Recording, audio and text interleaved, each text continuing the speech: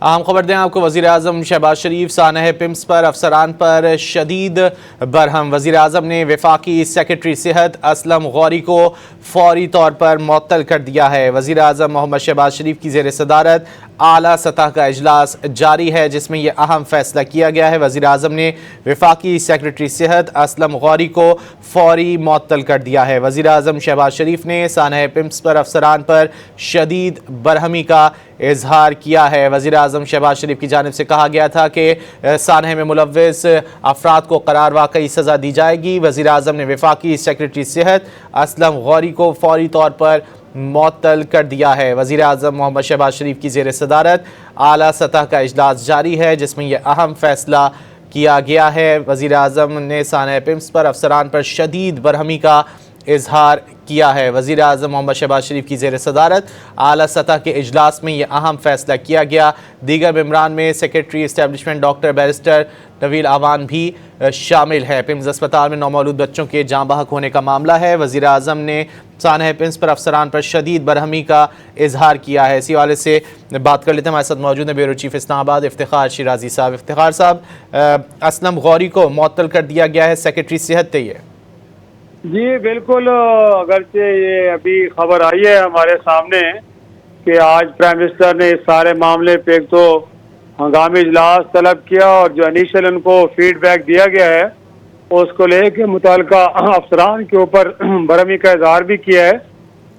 और वफाकी सेक्रेटरी सेहत असलम गौरी साहब के बारे में ये इतलात आ रही हैं कि उनको फौरी तौर पर मुअत्तल करके उनको ओहदे से भी हटा दिया गया है। और साबिक सेक्रेटरी शाहिद खान साहब हैं, उनको ये तहकीकात को सौंपी गई हैं। वो कमेटी के सरबराह होंगे और उनके नीचे मुमकिन तौर पे पुलिस और इंतज़ामिया और हो सकता है कि अस्पताल के भी कुछ लोग उस कमेटी का हिस्सा बने। तो ये तहकीकात होंगी, लेकिन अब तक जो इतलात हमारे सामने आई हैं उसमें सेक्रेटरी गोया के सेहत को ये पहली बार हमने देखा है कि बरह रास्त तो अस्पताल के मामलात से सेक्रेटरी सेहत का कोई ताल्लुक नहीं होता। उनका काम तो पॉलिसी मेकिंग और डिसीजन मेकिंग में वफाकी वजीर कोई मामलत करना होता है। और ऑन ग्राउंड अस्पतालों में क्या सूरत हाल है, वहाँ पे सर्विस डिलीवरी की या वहाँ पे अमले की मुस्तैदी से मुतालिक तो सेक्रेटरी सेहत बरह रास्त जिम्मेदार नहीं होता। लेकिन ये पहला हमें गोया कि जो अहकाम वज़ीर-ए-आज़म की जानिब से उठाया गया है उस पर थोड़ी सी हैरत ज़रूर हो रही है कि सेक्रेटरी सेहत को पहले मरहले में मुअत्तल करके ओहदे से हटा देना ये कुछ काबिल फ़हम लग नहीं रहा। लेकिन बहरहाल ये जिस वक्त की इतलात हैं वो यही हैं कि पहले मरहले में वफाकी सेक्रेटरी सेहत असलम गौरी साहब को उनके ओहदे से हटा दिया गया है, उनको मुअत्तल कर दिया गया है। अब जब तहकीकात होंगी तो उसमें जिम्मेदारों का तयन किया जाएगा कि ये वजूहात क्या वो बनी कि जिसके नतीजे में चाइल्ड और मदर एंड चाइल्ड जो हॉस्पिटल का सेक्शन है उसके इंक्यूबेशन वार्ड के अंदर ये आग लगी। और जैसे अब नाज़रीन के सामने तफसीलात आ रही हैं कि आग लगने के 2 घंटे बाद फायर ब्रिगेड का अमला वहाँ पे पहुँचा और इसी तरह जो पुलिस है इस्लामाबाद की वो कुछ 4 घंटे बाद वहाँ पे पहुँची है। और अब ये भी उलमाए-ए-दीन की जानिब से जो कहा जा रहा है कि जब आग लगी है तो शायद इंक्यूबेशन सेंटर के अंदर जो अमला तैनात था कम से कम अंदर तो नहीं था, क्योंकि किसी एक को भी वहाँ पे कोई चोट नहीं लगी, ना वो कोई आग से मुतासिर हुए हैं सिवाय बच्चों के, बाकी कोई भी नहीं हुआ। तो यही सवालात हैं।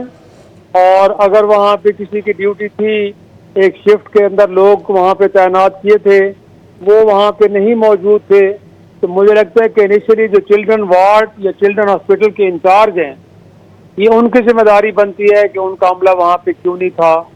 और उसके बाद फिर पिम्स की जो इंतज़ामिया जिसमें एग्जीक्यूटिव डायरेक्टर हैं उनकी जिम्मेदारी है कि अगर तो पब्लिक फीडबैक आ रहा था या वो खुद उनका अगर कोई निगरानी का निज़ाम था जिसमें अमले की जानिब से इस तरह की लापरवाही की कुछ मिसालें नज़ीरें मिल रही थी तो उस पर उन्होंने एक्शन क्यों नहीं लिया।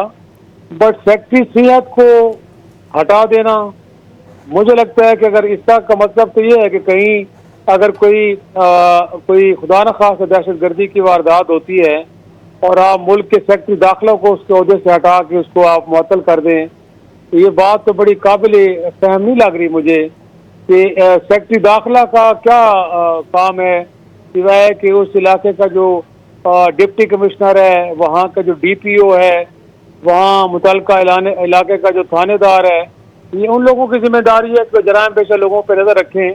और यहाँ पे भी इस अस्पताल को रन करना पहले मरहले में एग्जीक्यूटिव डायरेक्टर की जिम्मेदारी है, उसके बाद मदर एंड चाइल्ड सेक्शन का जो इंचार्ज है उनकी, उसके बाद जो वार्ड का इंचार्ज है उसकी जिम्मेदारी। अगर इस सारे निज़ाम को बराह रास्त सेक्रेटरी सेहत साहब खुद बराह रास्त लुक आफ्टर करते हैं तो फिर तो ठीक है ये इकदाम, वरना सेक्रेटरी सेहत का तो इससे कोई ताल्लुक बनता नहीं उस हिसाब से।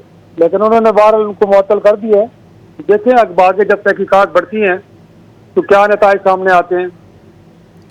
तहकीकात बढ़ेंगी तो देखते हैं कि क्या नताइज सामने आते हैं। इफ्तिखार शिराजी साहब हमें तफसीलात से आगाह कर रहे थे, बहुत शुक्रिया। वज़ीर आज़म ने सानह पिम्स पर अफसरान पर शदीद बरहमी का इजहार किया है। वज़ीर आज़म ने वफाकी सेक्रेटरी सेहत असलम गौरी को फौरी तौर पर मुअत्तल कर दिया है। वज़ीर आज़म मोहम्मद शहबाज शरीफ की ज़ेर सदारत आला सतह का इजलास जारी है, जिसमें यह अहम कदम उठाया गया है, अहम फैसला किया गया है। वज़ीर आज़म ने वफाकी सेक्रेटरी सेहत असलम गौरी को फौरी तौर पर मुअत्तल कर दिया है।